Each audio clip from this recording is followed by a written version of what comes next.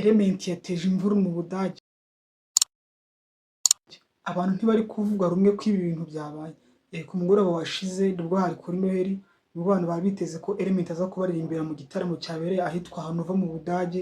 Abantu bari biteze kuza kuririmbirwa na Element n'umuhanzi Sat-B wo mu Burundi, gusa byaje kurangira batunguwe no kubona baririmbiwe na Sat-B gusa. Bibaza impamvu batabwiwe inkuru ko Element azaza kubaririmbira, birangira banarwanye.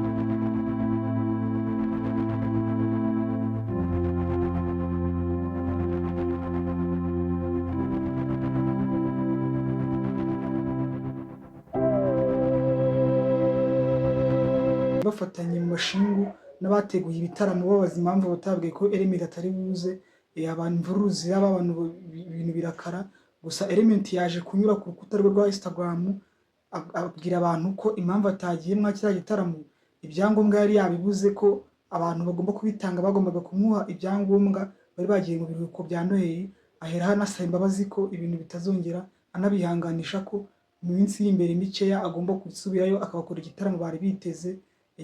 Ese urabona koko Element yababeshye ari izindi mpamvu, cyangwa se koko yabuze ibyangombwa? Jya muri comment tubwire uko ubyumva, ukande subscribe cyangwa se follow ujye ukomeza kubona ibiganiro byacu bya buri munsi. Ndabakunda cyane.